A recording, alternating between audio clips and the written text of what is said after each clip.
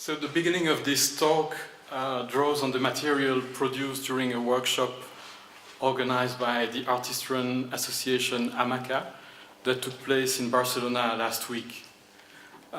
During 2 days, with 10 participants, in collaboration with the artist and researcher Jara Rocha, we reenacted a fragment of an experiment that has been conducted in 2017 by a group of researchers of the Stanford Artificial Intelligence Lab. So what I will show today is rather fresh from the oven. So I'm still not in the phase of conclusions, but I would like to share with you the current questions that have been raised by doing that. So for how the talk will unfold, it will be divided in sort of two phases. The first will be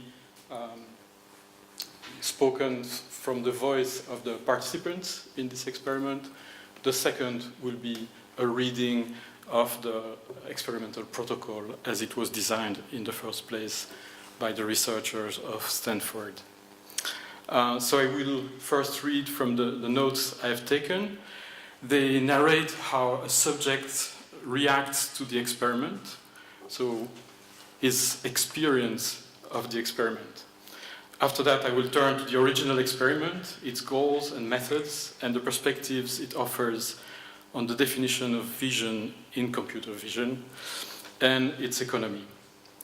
These notes aim to give you an intuition of the body enacted in the experiment before turning to the experiment proper.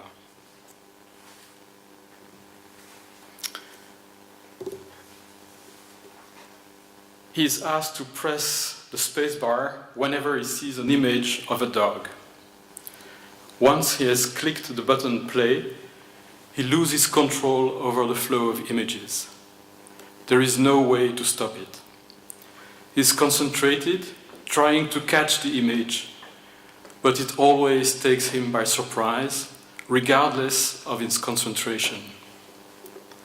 He understands his attention needs to be diffuse rather than focused. The more he wants to see the dog, the more it eludes him. He needs to let the image come to him. It is a gaze more than a glance. It is a looking more akin to a hearing than a groping. To catch, he needs first to be caught. He gradually acquires a sense of the speed of the image display. He doesn't see a dog in an image so much as he gets a sense of a dog surfacing in a visual flow. He wants to press the spacebar, but his hand doesn't move. It doesn't react. However, he feels the movement his hand is about to make. The movement is contained, blocked, suppressed. He's blanking. With practice, he realizes he has just enough time for catching an image he thought he missed. The sense of a dark animal laying down on a couch suddenly strikes him as a dog, in a kind of afterthought. His hand had not moved, but he is forcing it towards the spacebar in a jerking reaction towards his own inertia, and it gets included in the selection. He missed the beat, but he still manages to stay in the tolerated range. He is internalizing the norm. Occasionally, he is bursting into laughter, releasing the tension of controlling his hand. The tension comes more from his anxiety to press the bar on time and his fear of being led to pressing. There is eye fatigue, but it is nothing compared to the tension in his articulations. All the tension in the end bears on a closed circuit between his neck, his shoulder, and his wrist. Over the course of the session, he is learning the discipline of opening himself to the flow of images. To accept to take in rather than to catch, to grasp, to grope. And he learns the discipline of converting the apparition of an animal into a muscular contraction. He gets better at refraining from and giving himself over to the impulse of pressing the bar, feeling the surprise of the apparition of what he is expecting and converting this jolt of energy into pressure, negotiating the delays, the afterthoughts, the constrained and unwilling gestures, seeing his hand doing what his elbow refrains from doing, feeling with all his fibers a movement that stays locked into an intention. At first, only sometimes, and then progressively more often, succeeding in the coordination of the various stimuli, impulses and decisions, managing with increasing agility the conversion of impression into pressure. By first reading these notes, I wanted to sort of bring in this voice and this experience of doing this experiment, because usually we talk about experiments from the outside, from how they are organized. And I would like to have this sort of introduction, this voice, with us when we are going to look at the experiment and its protocol.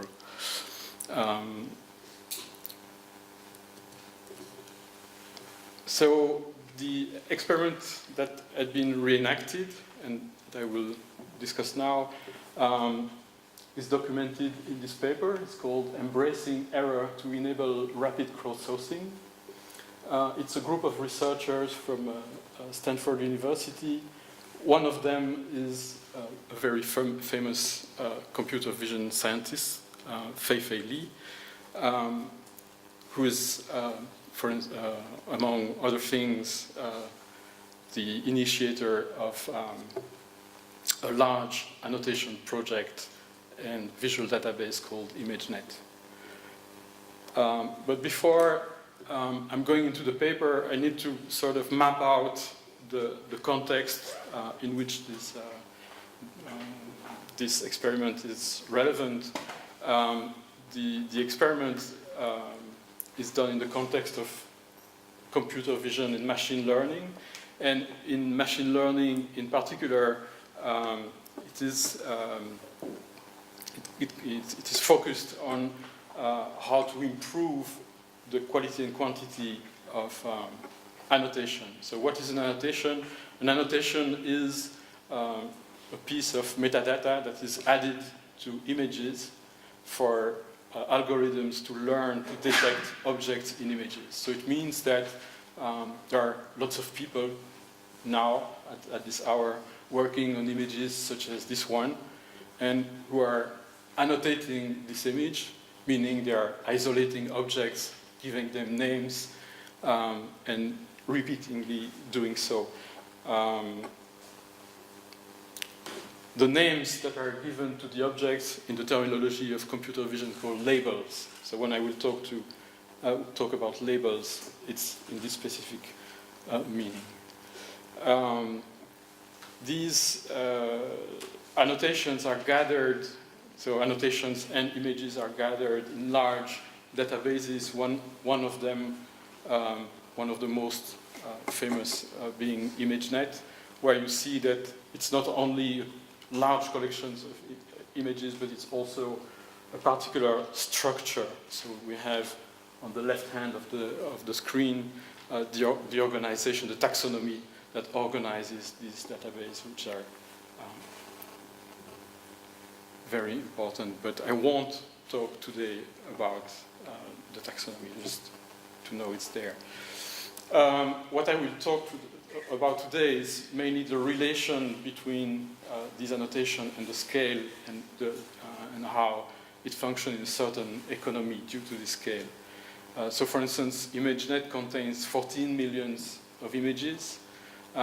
It's important to know that for each image that is included in the database, it means that at least 3 people have agreed that this image corresponds to a label. So you can imagine the number of times these images have been viewed by different people. Visual Genome, which is a project that is built on top of ImageNet, has hired up to 33,000 unique workers during a month. So it gives you a sort of idea of why people want to improve and speed up this process. Most of this work doesn't happen in the wild. It's mostly happening through an interface and a platform called Amazon Mechanical Turk, where essentially workers with nearly no labor rights are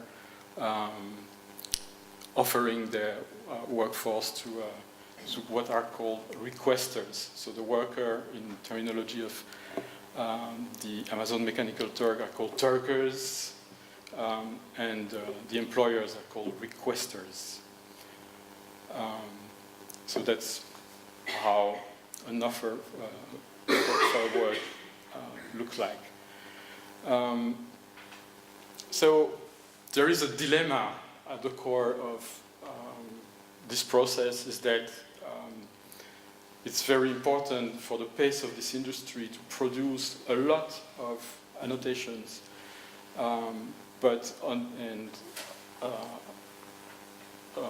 for the workers, it's also very important to produce them very quickly because they are paid 4 cents, and that's not always the case for a task of annotation. So it means that if they want to make a living out of this work, they need to speed up. So the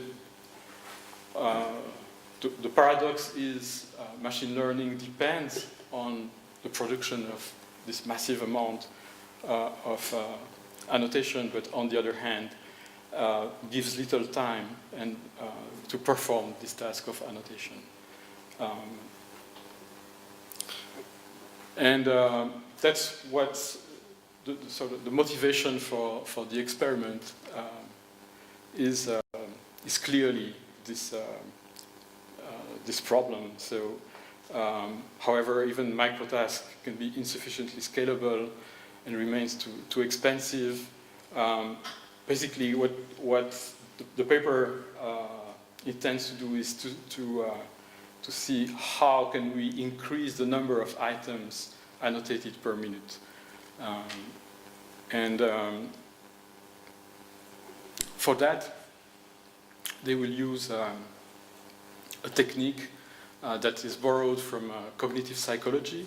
It's called rapid serial visual presentation. So it's a technique to consume media rapidly by aligning it within the foveal region and advancing between items quickly. So it means that you're in front of a stream, in this case, of images, and you're sort of bombarded by images that are at the pace of 100 milliseconds per image.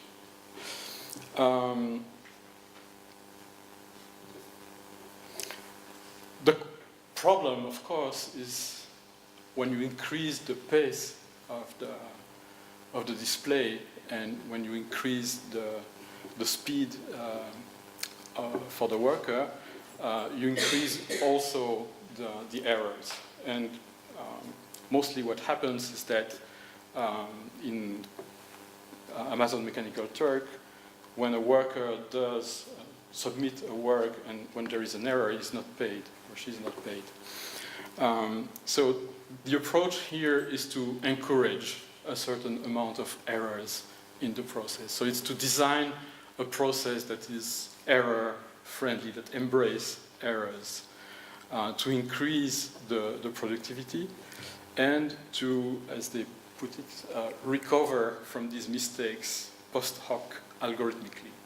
So it's a technique that sort of privileges speed and, in a way, tolerance to error, and tries to catch up with the algorithm to sort of recover these errors. So the person who is doing the annotation receives these instructions. So basically, what is told is that the images will go very fast, and that whenever he says, in this case a dog, it can be something else, he needs to press the space bar. And then you have this remark that is very interesting, I think, in the way it's formulated. We understand that you will not be able to react on time for all the correct images. So try to do the best you can. We know the answer to a few of the images and we'll accept your hit if you get those right. So it means that you are in a position where your errors are sort of embraced and encouraged, yet at the same time you need, in a way, to anticipate what are the images that you are not going to miss. And so it's a very interesting relation. It's a sort of double bind in which the annotator is placed. So maybe I can show you the reconstruction we did for this. So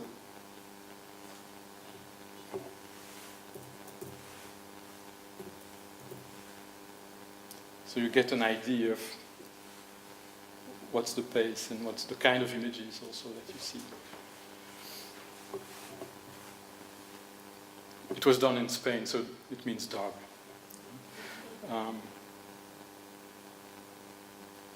So essentially that's what's happening. You see these images going here. We are at 200 milliseconds. The experiment varies from 300 to 100 milliseconds, so faster than this.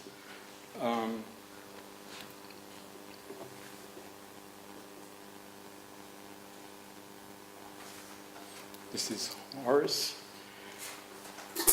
So now I will press the space bar whenever I see a horse.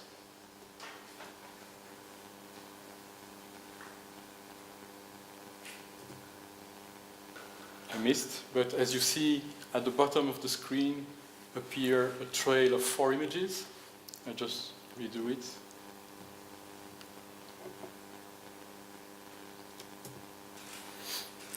And these 4 images are the last 4 images that have been displayed at the time I'm pressing the bar, because the researcher assumed that there is a delay between the moment where you recognize the animal in the picture and the moment where you press the space bar. And to show you that actually your image is in the range that they capture, they show you the last 4 images. So actually what they record from your selection is not the image you intend, because they have no mean to assert that it's this image or the previous one, because it's very hard to know what is the delay between your eye and in your hand. So they capture a range of 4 images, right?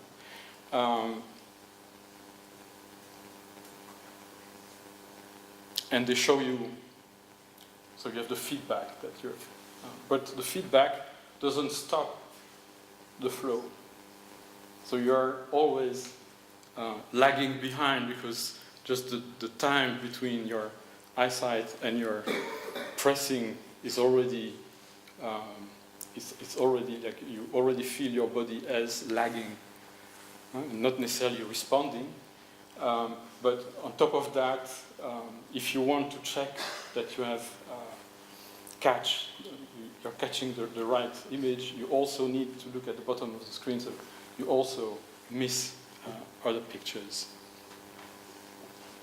So how do you go from a range of 4 images and try to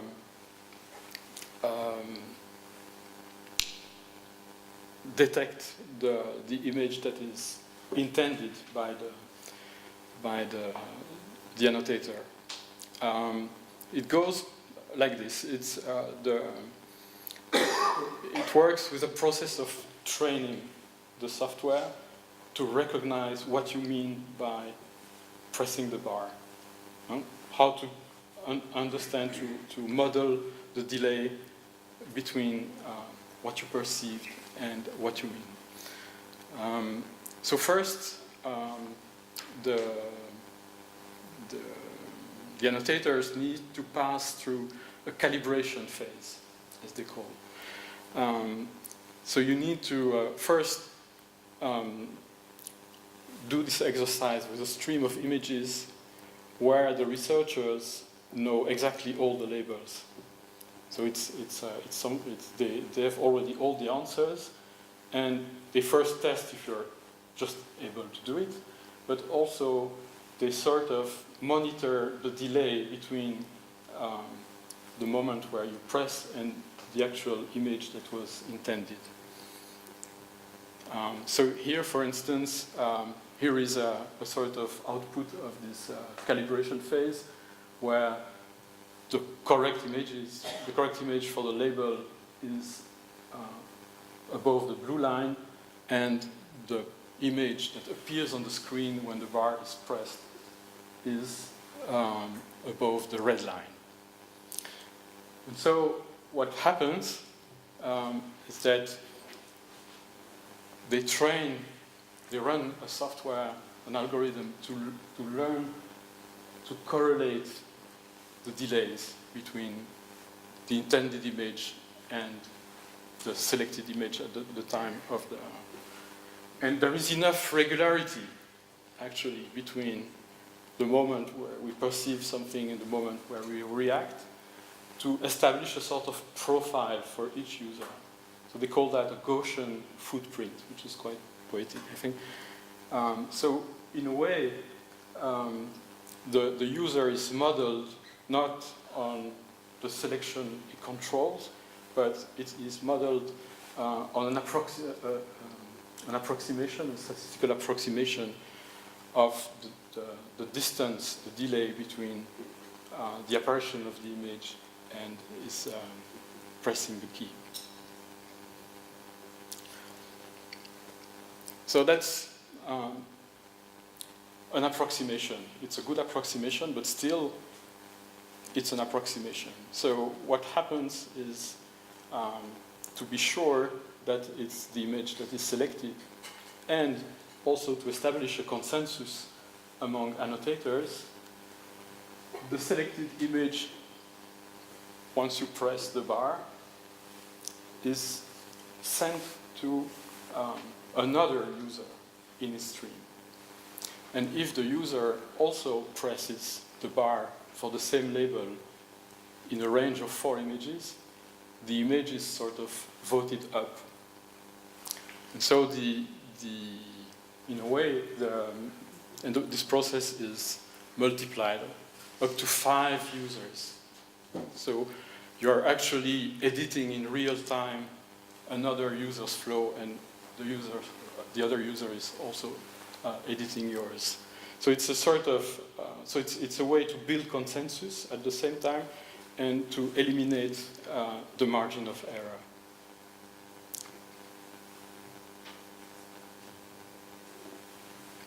So with this approach,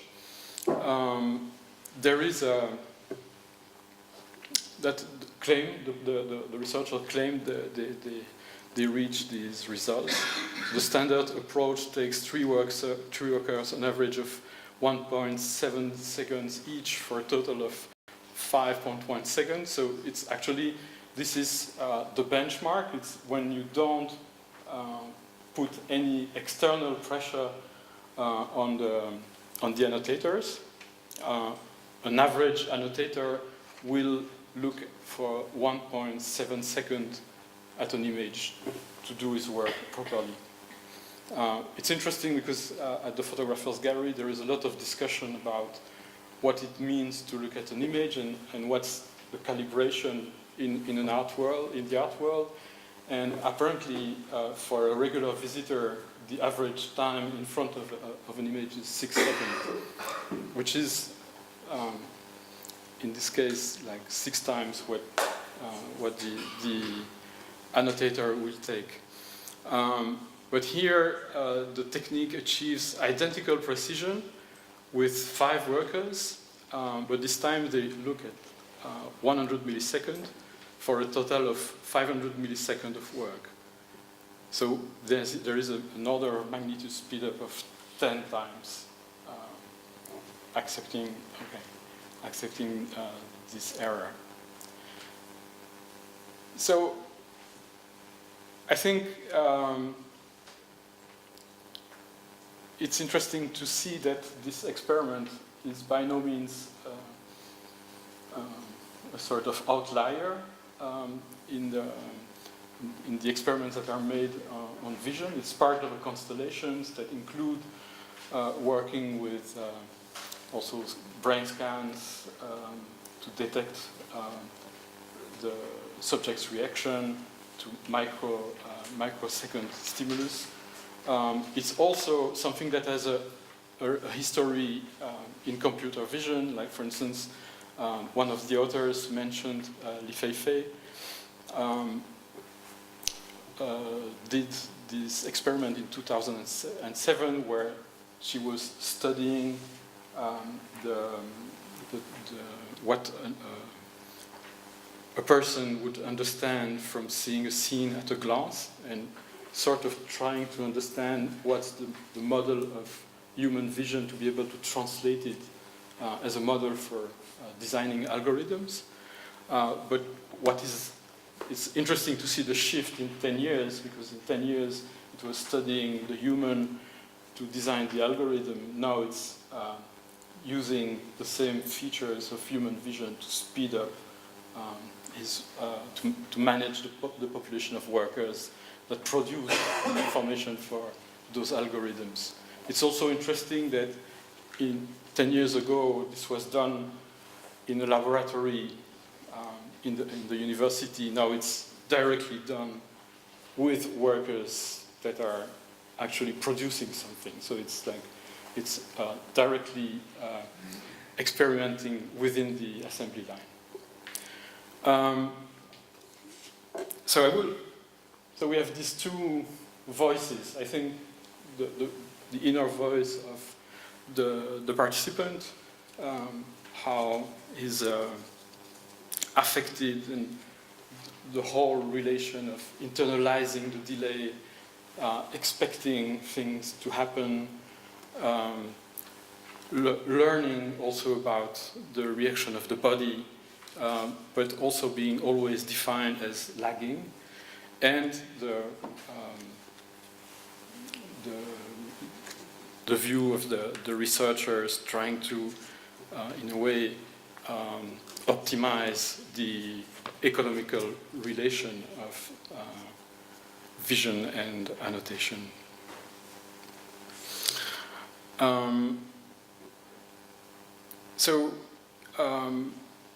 These are the things I would like to bring in the conversation today as a sort of reference, because I think it's interesting that for very rare for me to find moments where these things have also, where people attempt to give like numbers on these things and correlate the temporality and the money. I'm not here.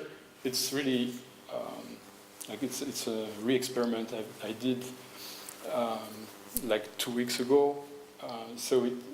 Last week. So I don't have a lot of decisive conclusions to share, but what I would like to share with you, because I think it's important for me.